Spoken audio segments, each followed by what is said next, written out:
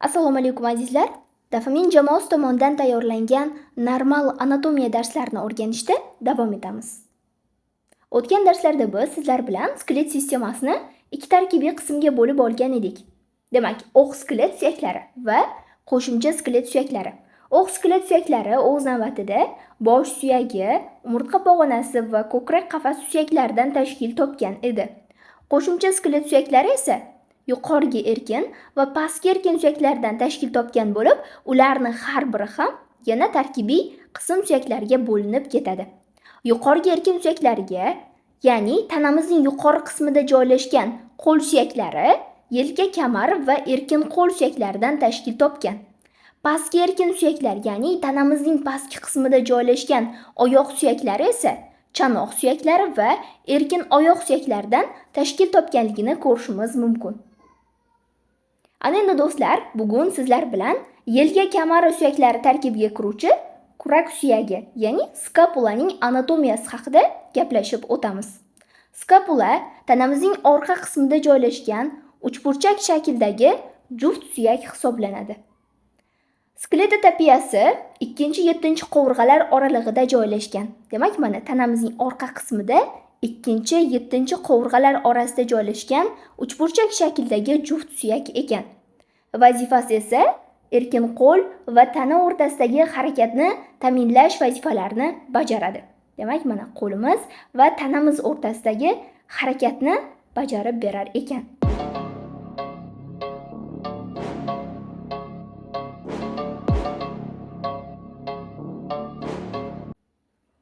Ana endi do'stlar, skapula, ya'ni kurak suyagining umumiy tuzilishi haqida gaplashamiz. Uning umumiy tuzilishida biz burchaklari, qirralari, yuzalari va o'siqlari bilan tanishamiz. Xo'p, do'stlar, ulardan birinchisi burchaklari, ya'ni anguluslari. Anguluslari 3 ta bo'lib, ulardan birinchisi pastki burchak, ya'ni angulus inferior hisoblanadi. Bu skapulaning pastki burchagi, ya'ni 7-qovurg'a sathiga to'g'ri keladi.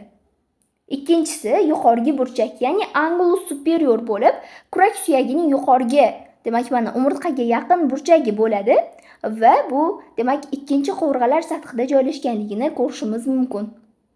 Va bizda eng oxirgi burchak bu lateral burchak hisoblanadi, ya'ni angulus lateralis bo'lib, bu yelka suyagi bilan kurak suyagining tutashgan sohasiga to'g'ri keluvchi burchak hisoblanadi. Ya'ni mana shu sohada lateral burchak joylashganligini ko'ramiz. Ana endi do'stlar, umumiy tuzilishda keyingi qism qirralari, ya'ni margolari haqida tanishamiz. Ulardan margolari 3 ta bo'lib, birinchisi medial qirra, ya'ni margo medialis hisoblanadi va ushbu qirra umurtqaga yaqin tomonda joylashganligini ko'ramiz. Mana, demak markazda umurtqa pog'onamiz joylashgan.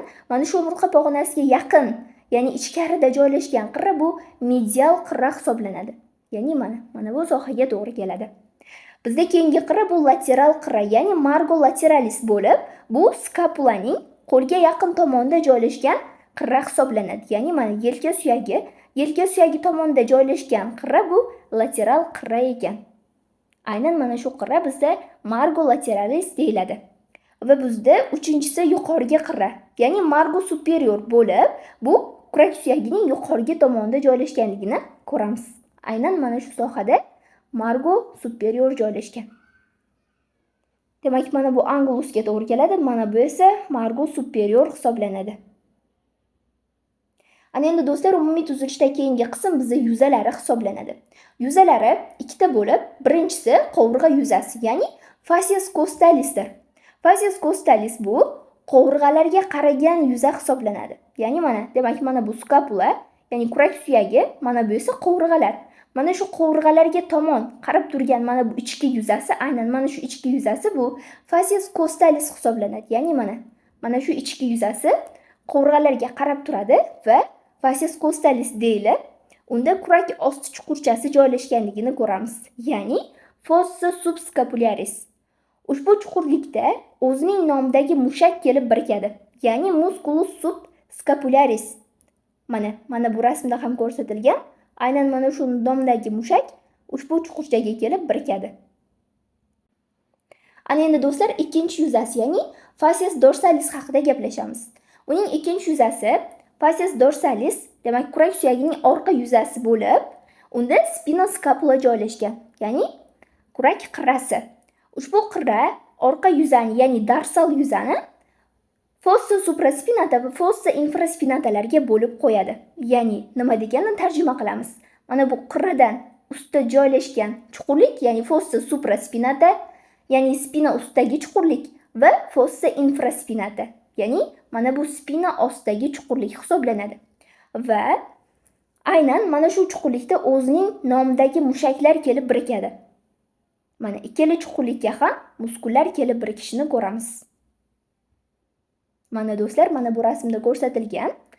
Demak, facies costalisda joylashgan fossa subscapularisda mana bu musculus subscapularis kelib birikkanligini ko'ramiz. Demak, aynan mana shu mushak fossa subscapularisda joylashgan.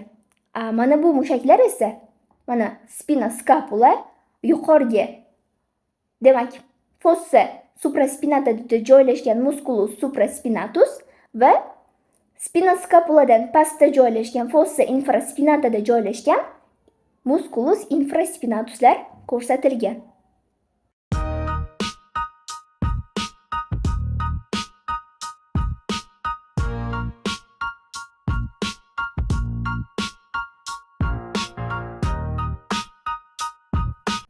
Xo'p, do'stlar, biz skapulaning umumiy tuzilishini ko'rganimizda, uning burchaklari, qirralari va yuzalari haqida gaplashib o'tdik.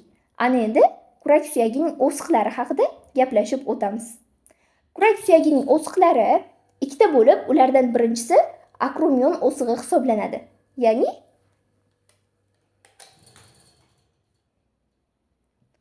Xo'p, ana endi do'stlar, biz kurak suyagining o'siqlari haqida gaplashamiz.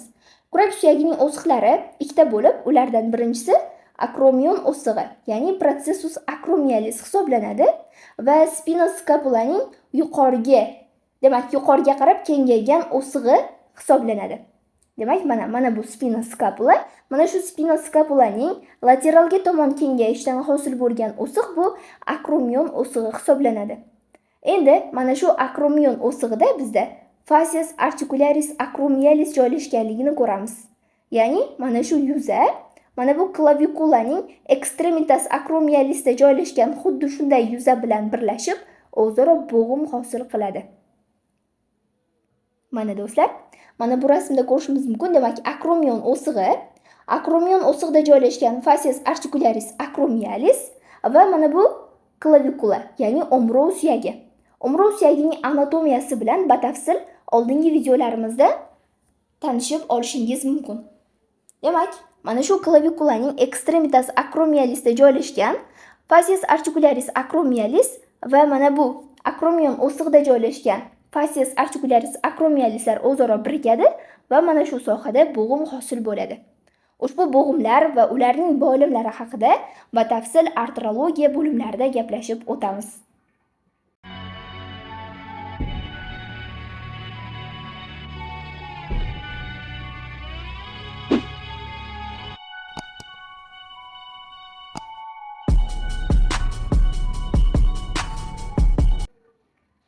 Ana endi do'stlar, bizda ikkinchi o'siq bu processus caracoideus hisoblanadi, ya'ni bu tumshuqsimon o'simta.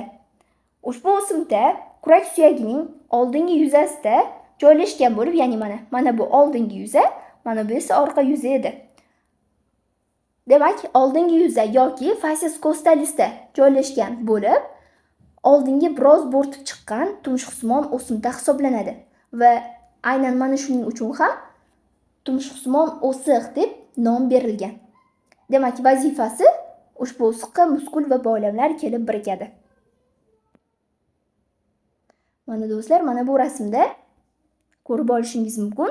Demak, tumshuqsimon o'simta, akromion o'siq, fossa subscapularis va uning margolari, anguluslarni ko'rib mustahkamlab olishingiz mumkin. Ana endi do'stlar, mavzuni soddalashtiramiz. Demak, yuqoridagi qismlar bilan biz tanishib chiqdik. Unda burchaklari, qirralari, yuzalari va kurak suyagining o'siqlarini aytib o'tdik. Ana endi biz skapulaning ayrim qismlaridagi mavjud tuzilmalar haqida gaplashamiz. Demak, ulardan birinchisi margo superiorda joylashgan, ya'ni mana bu margo superiorda joylashgan incisura scapularis, ya'ni bu kurak o'ymasi. Kurak o'ymasi aynan mana bu tumshuqsimon o'simtaning yonida, yuqoriga qirraning chetida joylashgan insizura, ya'ni o'yiq hisoblanadi va aynan mana shu o'yiq orqali tananing oldingi sohasidan orqa sohasiga, ya'ni kurak sohalariga qarab qon tomir va nervlar tarmoqlanadi. Mana do'stlar, mana bu rasmda ham ko'rishimiz mumkin. Mana, demak, tananing oldingi sohasidan kurak sohasiga qarab qon tomir va nervlar o'tyapti.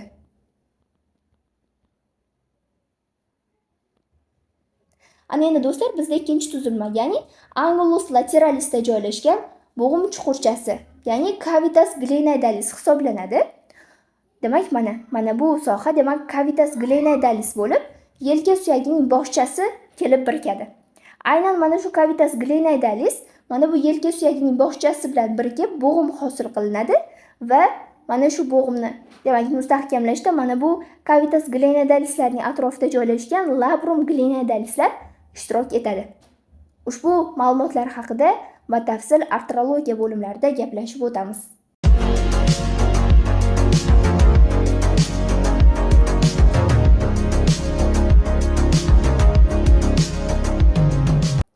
Xo'p, do'stlar, takrorlaymiz. Angulus lateralisda biz ikkita tuzilmani ko'rar ekanmiz. Ulardan birinchisi demak bo'g'im chuqurchasi, ya'ni cavitas glenoidalis va keyingisi kurak bo'yinchasi, ya'ni collum scapula. Collum scapula demak mana kurakning ingichka va toraygan qismi hisoblanib, unda ikkita do'mboqcha joylashgan, ya'ni tuberkulumlar. Ulardan birinchisi demak tuberculum supraglenoidalis bo'lib, bu bo'g'im usti do'mboqchasi hisoblanadi va aynan mana shu do'mboqchaga ikki boshli mushakning boshlanish sohasi kelib birikadi. Keyingisi bizda tuberculum infraglenoidalis hisoblanib, bo'g'im osti chuqurchasi, bo'g'im osti do'mboqchasi deyiladi va aynan mana shu do'mboqchaga uch boshli mushakning boshlanish sohasi kelib birikadi. Xo'p do'stlar, mavzuni mustahkamlashimiz uchun rasmlar berilgan. Ushbu rasmlar bilan mustaqil ishlagan holatda bilimingizni yanada mustahkamlab olishingiz mumkin. Do'stlar, ana endi biz mavzuga xulosa qilamiz. Biz bugun yelka kamaru suyaklari tarkibiga kiruvchi kurak suyagining anatomiyasini gaplashib o'tdik. Demak, uning qismlaridan 3 ta margosi, 3 ta angulus ya'ni burchagi, 2 ta yuzasi, o'siqlari ya'ni 2 ta o'sig'i va unda joylashgan maxsus tuzilmalar haqida gaplashib o'tdik. Demak, unda 3 ta angulusi bor ekan. Angulus superior, angulus inferior va angulus lateralislari. Va margus ham 3 ta bo'lib, margo medialis, margo lateralis va margo superior edi. Va uning o'simtasi 2 ta edi. Demak, bu akromion o'sig'i va tumshuqsimon o'simtasi. Va yuzalari ham 2 ta bo'lib, demak, darsal yuza, ya'ni mana skapulaning orqasida joylashgan darsal yuza va oldingi yuza yoki kastal yuza deb ataymiz, ya'ni qovurg'alarga qarab turgan yuza. Hey medicos, welcome to this channel. Let's learn about scapula. Scapula is a flat bone. It has two surface, costal surface and dorsal surface. Costal surface has subscapular fossa. Dorsal surface has spine of scapula. The spine of scapula divides the dorsal surface into supraspinous fossa and infraspinous fossa. This is the glenoid cavity present laterally. This is acromion process, and this is coracoid process. It has 3 borders medial, lateral and superior. It has 3 angles superior, inferior and lateral to determine the side of a scapula. Glenoid cavity must face laterally outward, and the spine of the scapula faces posteriorly and inferior angle inferiorly. Do'stlar, bizning onlayn kurslarimizda yanada ko'proq va sifatli ma'lumotlarni ustozlar nazorati ostida, ularning ko'magida tartib bilan o'qib o'rganishingiz mumkin. Batafsil ma'lumot olish uchun administratorga murojaat qiling yoki Telegram kanalimiz orqali biz bilan bog'laning. Sizlarga yetkazmoqchi bo'lgan ma'lumotlarimiz mana shulardan iborat edi. Keyingi darslarda ko'rishguncha xayr, salomat bo'ling.